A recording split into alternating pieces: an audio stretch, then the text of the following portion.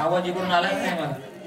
राष्ट्रसंत भगवान बाबा की रामकृष्णाने उच्च उदात्त उन्नत भागवत धर्माची सर्वोपरी कांक्षा, याची देही याची डोळा, भव्य आणि दिव्य अशा स्वरूपाचा अखंड हरिनाम सप्ताह आपल्या या पावन पुण्य अशा धमधम नगरीमध्ये गेल्या 6 दिवसापासून आजचा 7वा दिवस आहे.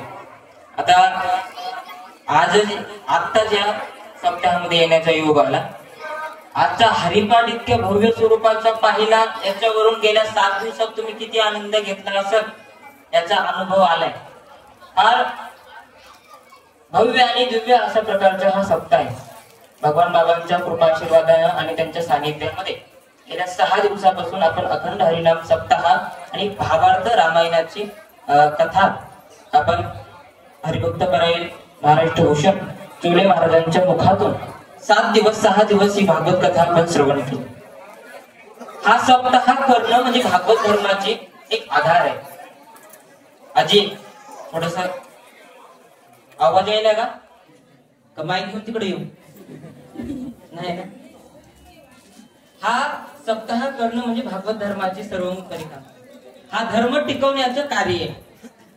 हा सप्ताह म्हणजे एक सदाचारी, विवेकी आणि राष्ट्रसंतांना जसा पुरुष अभिप्रेत होता तो पुरुष घडवण्याचं कार्य म्हणजे हा सप्ताह आहे. आणि आपल्या या पावन नगरीमध्ये फार भव्य दिव्य स्वरूपाचा हा सप्ताह होतोय. आज राष्ट्रसंत भगवान बाबा सुद्धा या सप्त्यामध्ये कोणत्या ना कोणत्या रूपाने तरी हे पाहत असते की या धमधमकरांनी ही संस्कृती जपली, या धमधमकरांनी हा धर्म असणारा टिकवलाय. कारण आपल्या देशाचा धर्माचा धर्म टिकवणं ही सध्या काळाची फार मोठी गरज आहे. आणि जिथं धर्म टिकला नाही तिथं काय होतं हे बांगलादेशाची परिस्थिती बघून मला तरी वाटत नाही की सांगावं म्हणून.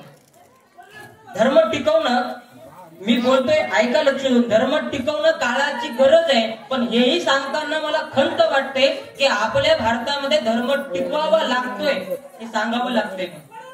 आपला भारत देश हा संतांच्या देवांच्या विचाराशी जुळलेला आहे. नवे आपल्या धर्मानच हा भारत देश उभा राहिलाय. आज बांगलादेशामध्ये ज्यावेळेस हिंदूवर अत्याचार झालाय त्यावेळेस ते हिंदू, तिथले हिंदू ज्यावेळेस बांगलादेश त्यांनी सोडला त्यावेळेस ते इतर देशामध्ये आश्रयाला गेले नाही. तिथले राष्ट्राध्यक्ष काय नाव त्यांचं, हसीना, बरोबर ना, त्या इतर राज्यात इतर देशामध्ये गेल्या नाही, त्यांना भारतामध्येच काय यावं वाटलं. कारण भारतामध्ये इतर धर्मालाही आणि स्वतःच्याही धर्माला तितकाच मान दिला जातोय. प्रभू रामचंद्राच्या विचाराशी जुळलेला हा देश आहे. मी एक छोटासा दृष्टांत सांगतो ऐका. एक फार मोठा श्रीमंत माणूस होता. त्या माणसाला 4 मुलं होते. आता इतकी मोठी संपत्ती कोणा मुलाला द्यावी म्हणून त्या माणसाने काय केलं, एक परीक्षा घ्यायची ठरवली कोणत्या मुलाला द्यायची. म्हणून त्याने एक भारत देशाचा नकाशा होता. त्या भारत देशाच्या नकाशाचे त्यानं छोटे छोटे तुकडे केले आणि एका जागेवर ठेवले. मोठ्या मुलाला सांगितलं जो हा भारत देशाचा नकाशा जोडून देईल त्याला माझी सगळी संपत्ती देण्यात येईल. तो मोठा मुलगा गेला, त्यानं बरेच प्रयत्न केले पण तुटलेले तुकडे झालेले तो देश तो जोडू शकला नाही. दुसरा मुलगा गेला, त्यालाही जोडता आले नाही. तिसरा मुलगा गेला, त्यालाही जोडता आले नाही. चौथा मुलगा गेला आणि त्यानं काही वेळेतच भारत देशाचे सगळे तुकडे पूर्ण नकाशा जोडून दाखवला. हे ज्यावेळेस त्याच्या वडिलांना पाहिलं, त्याच्या वडिलांना वाटलं की या मुलानं जे 3ही भावाला जमलं नाही ते यानं केले. नेमकं कसं काय केलं असेल म्हणून विचारलं, का रे बाबा तुझ्या 3ही भावाला ते भारत देशाचे तुकडे जोडता आले नाही, ते तू जोडले, कसं काय जोडले.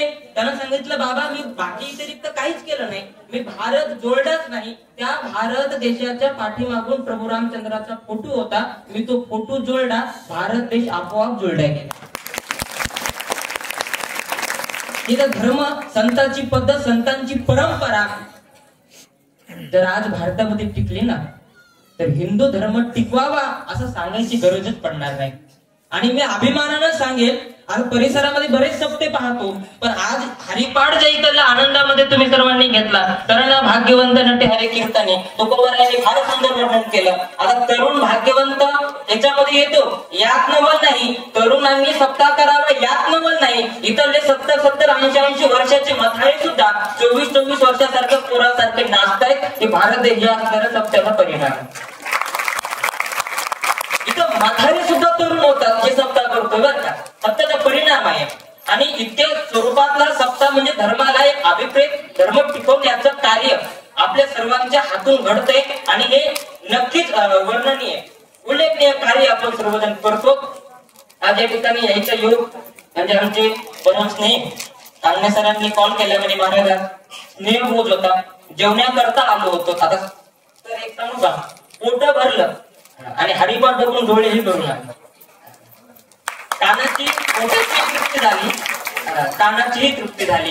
सुंदर असा सप्ताह आपल्या यामध्ये सुरू आहे आणि योगायोगाने धर्म कार्यामध्ये अयोध्येचं राम मंदिर झालंय आणि रामकथा आपण सर्वांनी श्रवण केली. एक सांगू, आज रामकथा या ठिकाणी आहे, या ठिकाणी रामकथा आहे. मी एक सांगेल, पहा ग्रंथ नवे हा श्रीकृष्ण नाथबाबा याचं वर्णन करत असताना सांगतात रामकथा या धमधममध्ये आहे, म्हणजे ग्रंथ नाहीये. देवानं आपलं ते कलियुगाच्या शेवट ग्रंथामध्ये स्थापित केलं. रामायण म्हणजे साक्षात प्रभू रामचंद्र आपल्या या धमधम नगरीमध्ये गेल्या 6 दिवसापासून काय वास्तव्य आहे. साक्षात देव या ठिकाणी आहे, संत या ठिकाणी आहेत. आज वेगवेगळे संत या ठिकाणी इतका उत्सव असतो का, हा आनंद आहे का आनंद. नाचू कीर्तनाचे रंगी ज्ञानदीप लावू जगे, हा आनंद ज्या ज्या ठिकाणी आहे त्या ठिकाणी आजही संत कोणत्या ना कोणत्या रूपानं तरी येत असतात, कोणत्या ना कोणत्या रूपानं तरी. एक थोडं दृष्टांत देतो आणि शेवट करतो बरं का. जास्त असं तोंड करायची गरज नाही, जास्त वेळ नाही बोलणार मी, कारण आपल्याला महाराजांचं श्रवण कीर्तन श्रवण करायचे. एका पत्रकारानं एका फार मोठ्या वारकऱ्यांना प्रश्न केला, म्हणे महाराज तुम्ही पंढरपूरच्या वारीमध्ये जातात आणि पंढरपूरच्या वारीमध्ये ज्यावेळेस रिंगण सोहळा असतो ना, त्या रिंगणामध्ये बरेचसे वारकरी मातीमध्ये लोळतात, चिखलामध्ये लोळतात. कशामध्ये लोळतात? चिखलामध्ये. चांगले चांगले असे इस्त्रीचे कपडे असतात ड्रायक्लीन केलेले आणि सगळे चिखलामध्ये लोळतात, एकमेकांच्या अंगावर चिखल फेकतात. याचं कारण काय? असं येड्यासारखं का करतात? असं एका पत्रकाराने प्रश्न केला. त्यावेळेस त्या महाराजांना सांगितले, बघ आजही त्या वारीमध्ये, आजही ज्या ज्या ठिकाणी धर्माचं कार्य चालू असतं, आजही ज्या ज्या ठिकाणी सप्ताह आहे, आजही ज्या ज्या ठिकाणी कीर्तन आहे, अशा ठिकाणामध्ये, अशा ठिकाणावर आजही कोणत्या ना कोणत्या रूपानं ज्ञानेश्वर महाराज उपस्थित आहेत. आजही कोणत्या ना कोणत्या रूपानं जगद्गुरु तुकोबार आहेत. आजही कोणत्या ना कोणत्या रूपानं राष्ट्रसंत भगवान बाबा आहेत आणि त्यांच्या चरणाची धूळ नकळत आमच्या अंगाला लागावी म्हणून आम्ही इथल्या असणाऱ्या मातीमध्ये लोळतो. आज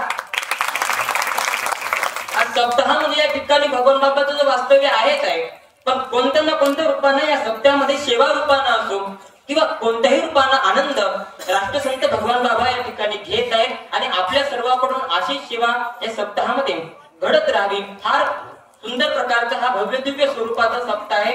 असाच हा सप्ताह पुढच्या वर्षीही होणारच आहे, या शंका नाही. हरिभक्त परायण नंदाजी महाराज या ठिकाणी होणार आहे, या शंका नाही. आणि पुढच्या वर्षी, आज तरी मला थोडं हरिपाठाला यायला उशीर झाला, हरिपाठाला आलो बरं का, आज तरी हरिपाठ पाहिला, पण मी एक नक्की सांगतो, पुढच्या वर्षी मी पुन्हा येईल.